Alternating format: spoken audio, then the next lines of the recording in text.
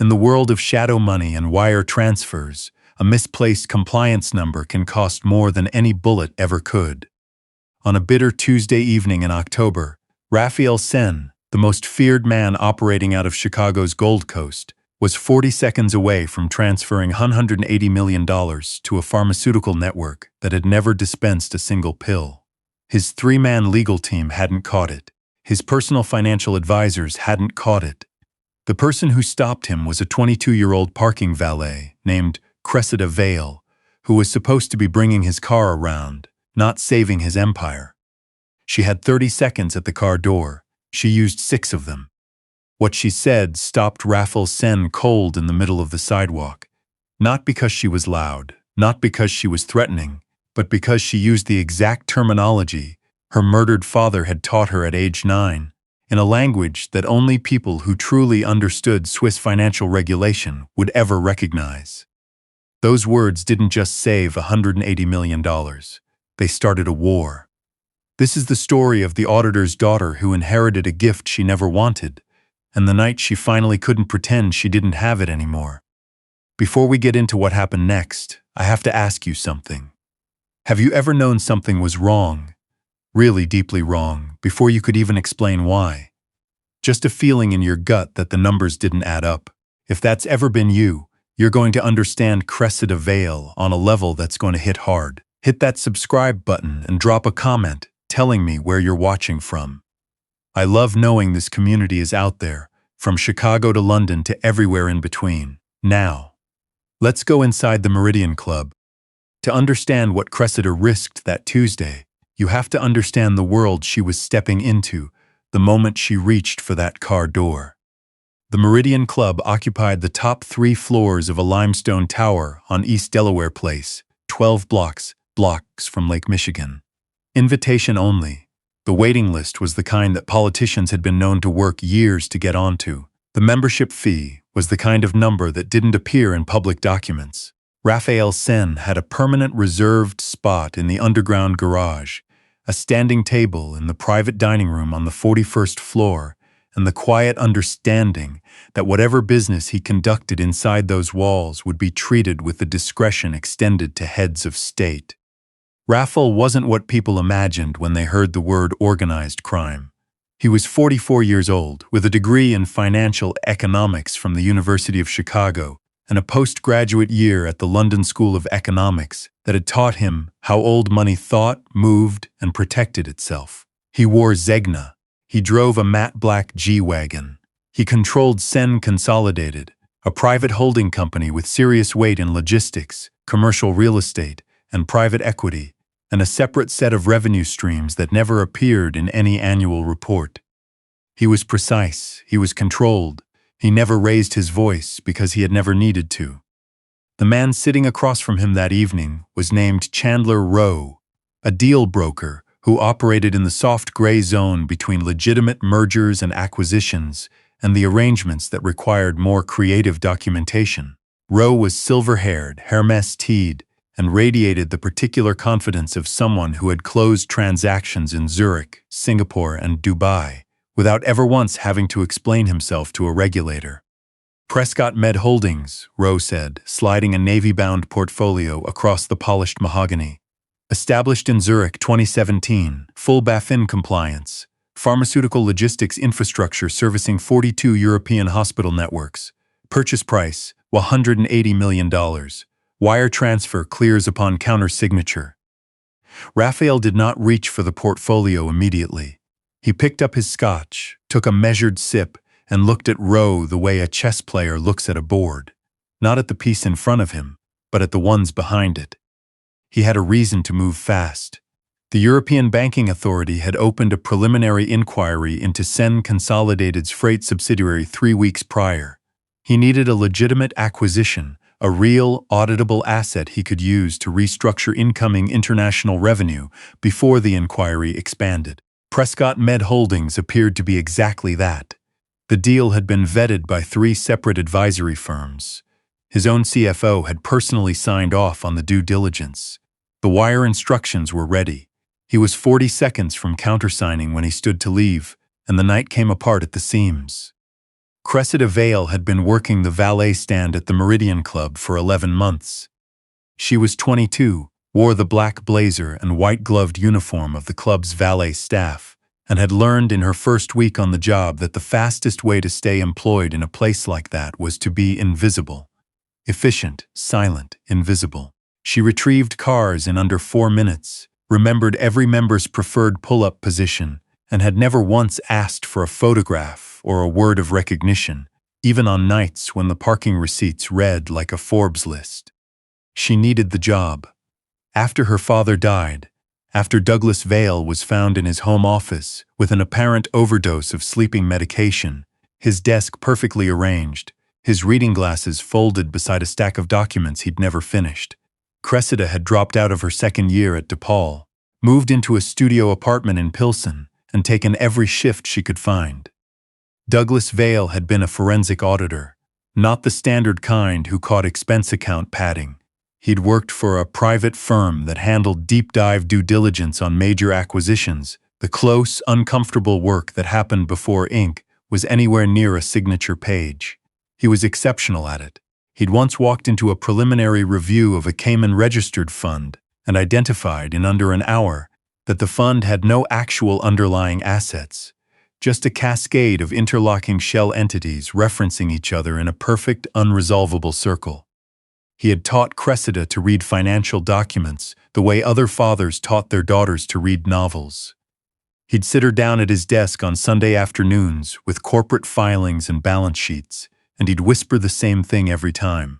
Every fraud is lazy somewhere. Find the lazy part. He showed her the specific markings that regulators used on legitimate documents, the format of Swiss BaFin compliance codes, the structure of EU pharmaceutical licensing numbers, the routing sequences that separated real correspondent banks from fabricated ones. He made it a game. She was 9 years old the first time she spotted a discrepancy he'd planted for her to find. She found it in 6 minutes. He had beamed at her like she'd won the Olympics. She was 16 when he was found dead. She knew it wasn't an overdose. The medication bottle had been opened from the bottom, a detail the detective who'd photographed the scene hadn't noticed or hadn't cared about. Her father was meticulous. He opened bottles correctly. He had also, in the 6 weeks before his death, been increasingly tense about a specific engagement, a review he'd described only as a client who hadn't wanted him to find what he found. The men who had hired Douglas Vale had not wanted him to find what he found. After the funeral, Cressida burned what she could access of his notes, relocated twice, and spent 6 years constructing a life that required none of what her father had given her. She served drinks. She retrieved cars. She stayed invisible. She swore to herself that she was done finding the lazy part of anyone else's fraud. Until the night she pulled Raphael Sen's G-Wagon around to the East Delaware entrance, and the portfolio on the back seat had slid open. She almost didn't look. The file had fallen against the rear door on the passenger side, spilling 3 pages onto the leather seat. Cressida reached in to gather them. A reflex, nothing more. A member's documents were a member's documents, and her job was to present the car in the condition she'd received it. She had the pages in her hand when the letterhead caught her eye. Prescott Med Holdings, Zurich registered. She wasn't trying to read it, but the compliance certification number was printed at the top right corner of the first page, and her eyes went there without her permission.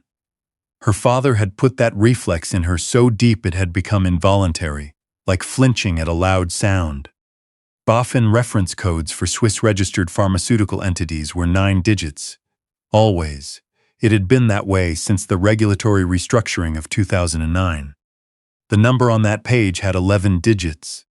Cressida stood completely still beside the open car door for 3 full seconds. Then she heard footsteps on the marble lobby approach, the cadence of expensive shoes moving at the pace of someone who owned their own schedule. She had about 30 seconds. She tucked the pages back into the portfolio, closed it, placed it precisely where it had been, and straightened up.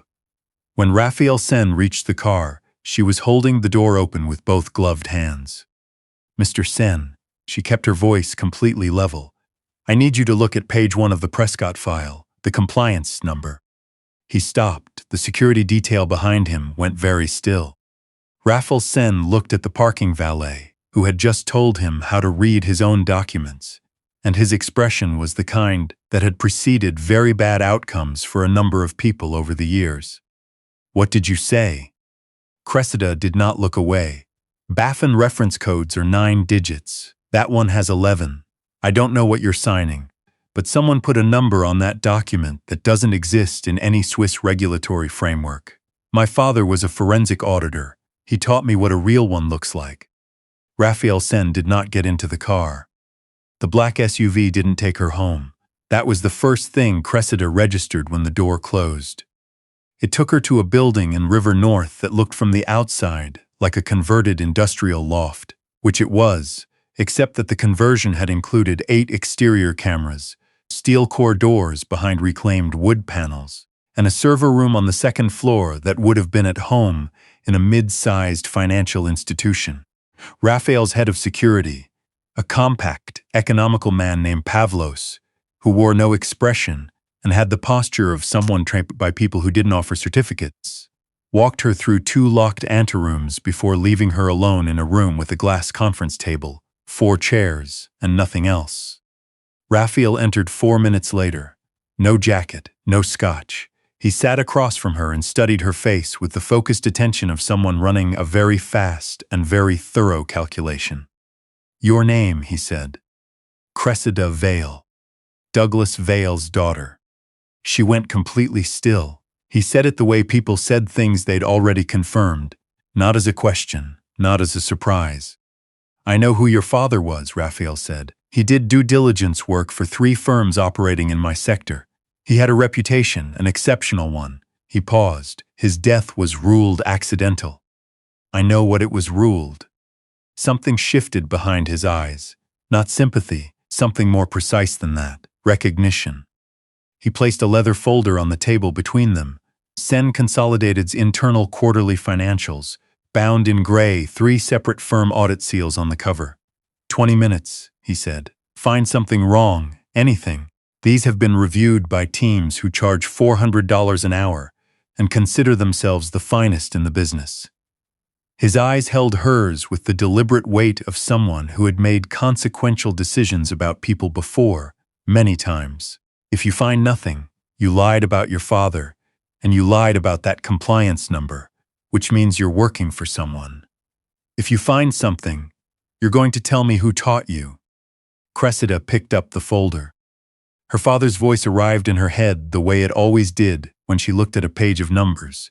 Every fraud is lazy somewhere. Find the lazy part. She found it in 14 minutes. You have a revenue allocation problem, she said, turning the portfolio toward him. 3rd quarter shipping subsidiary.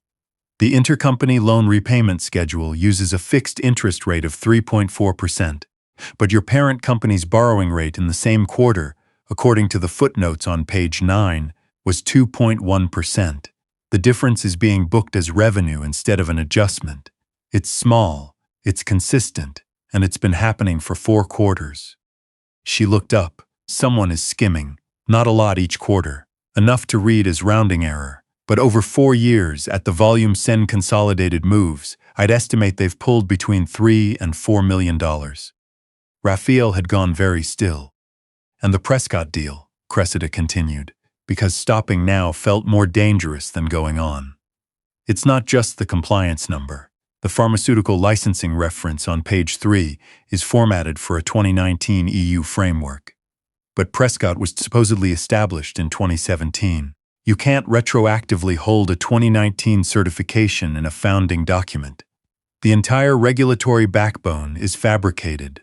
The $180 million you were going to wire wouldn't have purchased a pharmaceutical network. It would have cleared through Zurich into a correspondent chain, Singapore, then Bahrain, then Nassau, and atomized in 72 hours. Raffles stood and walked to the window. Chicago's skyline glittered below, enormous and indifferent. When he spoke, his voice carried something Cressida hadn't heard in it before. The skimming account, he said. Who has authorization on that specific subsidiary ledger? She had already looked. It's a closed signatory list. 2 names, she waited, your CFO and someone named Hewitt Sen. The room went very quiet. "He's been your CFO's direct superior for 4 years," she said carefully. "He's also the one who originally introduced Chandler Rowe to the organization. His name is on the internal memo recommending the Prescott acquisition as a low-risk, high-liquidity option for near-term restructuring." Raphael's jaw tightened once, then his face went completely neutral. "Hewitt is my wife's brother," he said. 3 days later, Cressida had taken over a corner office at Sen Consolidated's legitimate River North headquarters, a room that had been cleared of its previous occupants' belongings and restocked with 11 years of internal financial records, quarterly reports, and banking correspondence that most examiners would need 6 months to process. She found what she was looking for in 36 hours. The connection between Hewitt Sen and the Prescott entity wasn't buried particularly deep. It was buried in a place most people would never think to look: the metadata of a PDF. The Prescott acquisition proposal, the beautifully bound, professionally designed document that Chandler Rowe had slid across the mahogany, had been created in Microsoft Word and exported to PDF on a Tuesday morning, 9 days before Rowe first made contact with Sen Consolidated's acquisition team. The document author field, visible only if you knew to examine the file properties, read, H. Sen, personal device. Hewitt had built the ghost company himself. Cross-referencing with Sen Consolidated's internal calendar, Cressida found that Hewitt had taken a personal trip to Zurich 6 weeks prior. No business meetings, no documented purpose. 2 days after he returned, Prescott Med Holdings Swiss registration had been filed. A week after that, Chandler Rowe had made his first call. The money trail was harder but not impossible. Her father had been right. Money moved like water, and water always left condensation. She traced a payment of $1.2 million through a Panamanian holding entity into an account registered to a Delaware LLC, with Hewitt's mother's maiden name embedded in the company title, the kind of detail that looks accidental until you know what you're looking for. Hewitt Sen hadn't just been paid to authorize the deal. He had designed it from the beginning. He had spent 8 months engineering exactly the situation in which Raphael would be under enough regulatory pressure to move fast, trust his own CFO's recommendation, and wire $180 million into a structure that would be beyond recovery before anyone understood what had happened. He was going to disappear 3 days after the transfer cleared. Cressida found the one-way flight booking in the travel records Raphael's security team had quietly pulled. Hewitt, his wife, their 2 children, booked under a slightly altered spelling of his surname on a Zurich departure. She printed the file and brought it to Raphael in his private office, where he was standing at the window, looking out over the Chicago River, with the stillness of someone who had already processed the emotional weight of this privately and was now simply waiting for the documentation to confirm it. "It's worse than the skimming," she said, setting the pages on his desk. "He built the whole architecture, 8 months of planning. He booked the exit flight the same week he registered Prescott in Zurich." She paused. "He wasn't just going to take your money. He was going to watch the regulatory inquiry accelerate and disappear before you could orient." Raphael picked up the metadata printout, read it, set it down precisely. "Where is he now?"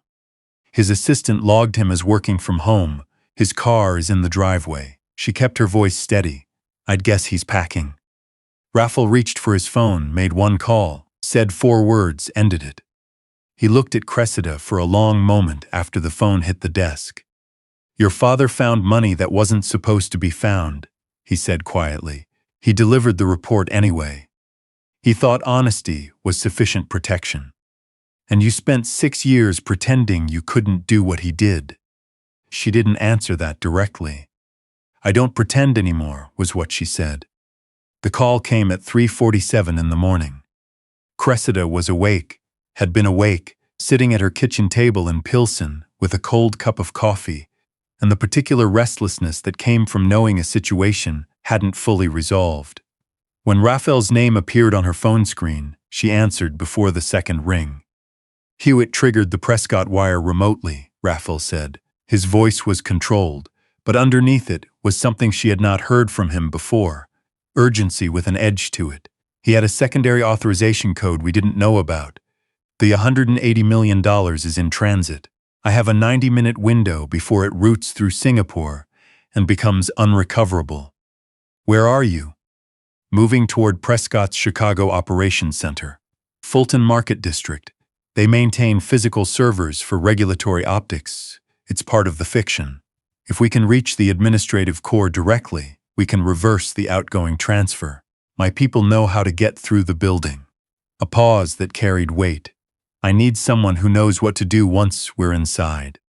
22 minutes later, Cressida was in the back of the G-Wagon, moving through a pre-dawn city that looked like a long-exposure photograph. Streetlights blurring in rain, traffic signals cycling for nobody. The Prescott Operations Center was a glass and steel building in the Fulton Market District, deliberately featureless, the kind of address that appeared on regulatory filings and nowhere else. Raphael's team had bypassed lobby security before she arrived. The server room was on the 9th floor, climate-controlled, silent except for the white noise hum of hardware running an elaborate lie around the clock.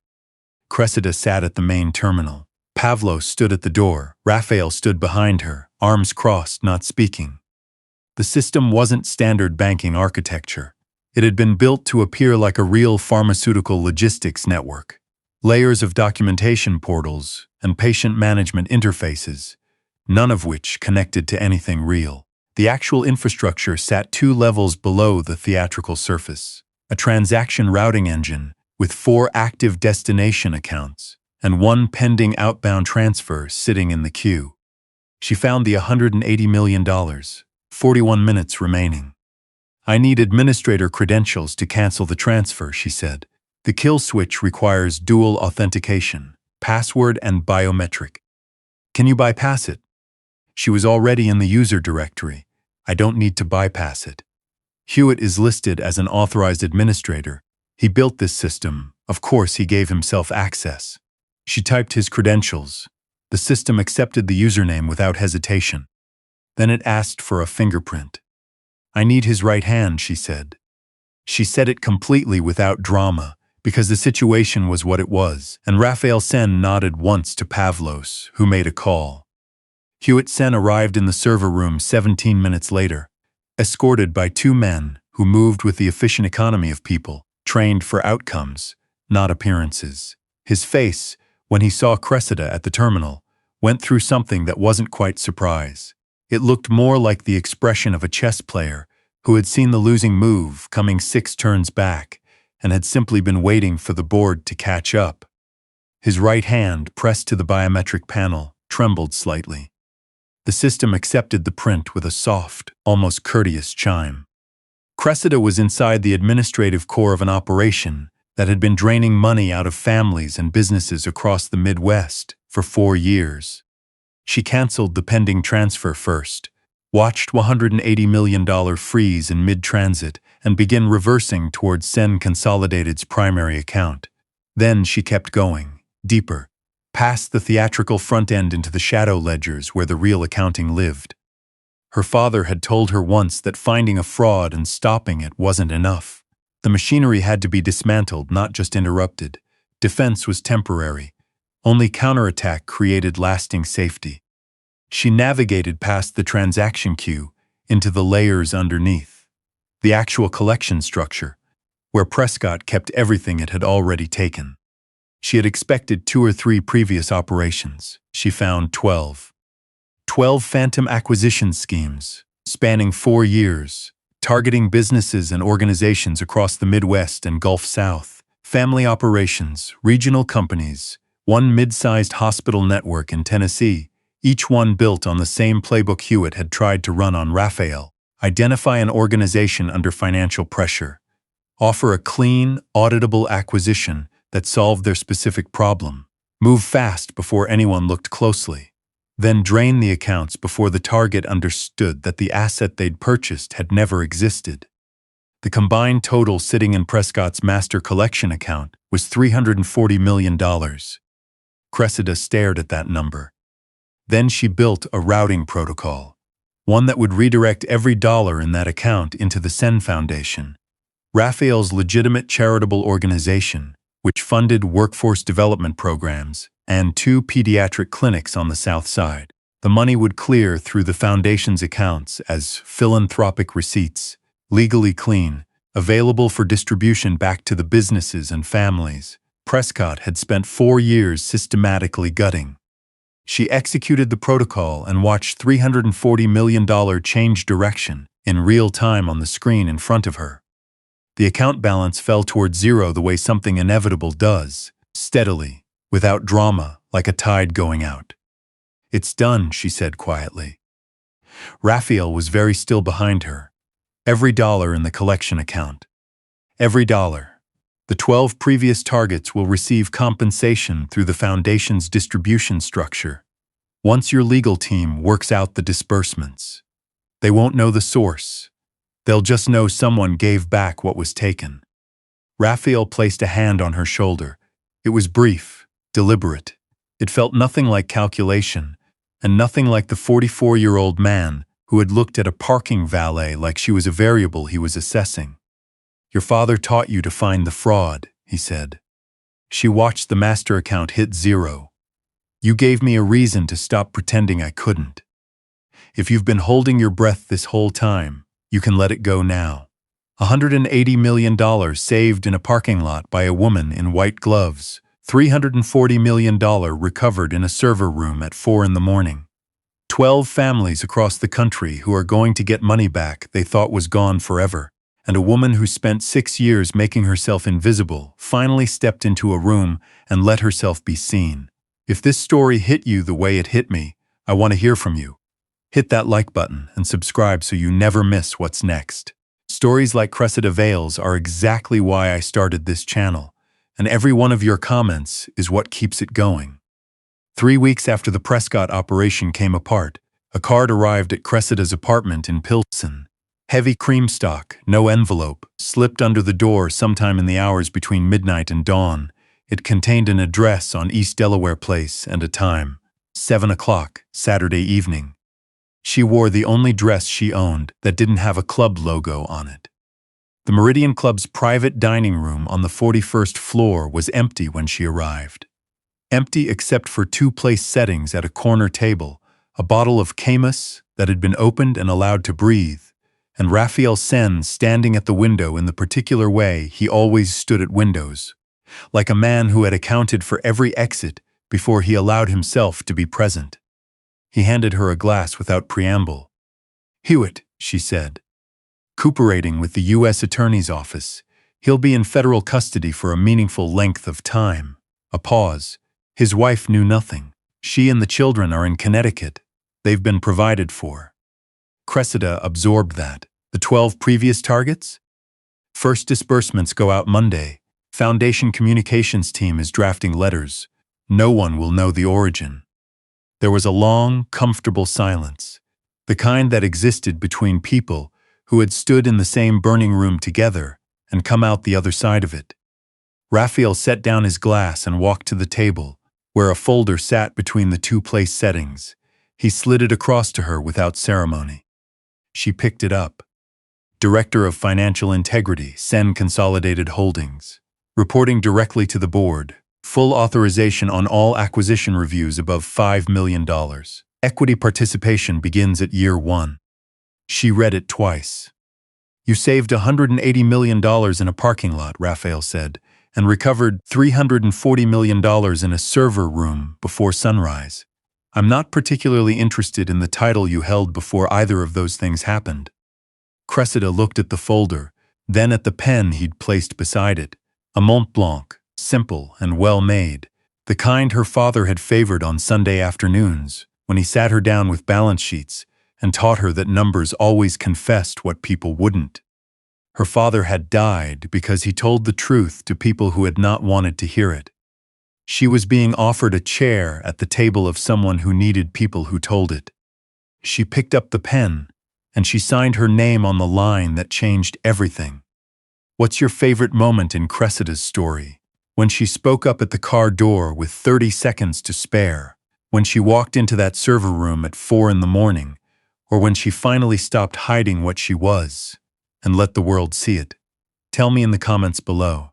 And if you want more stories of ordinary people doing extraordinary things in extraordinary places, you already know what to do.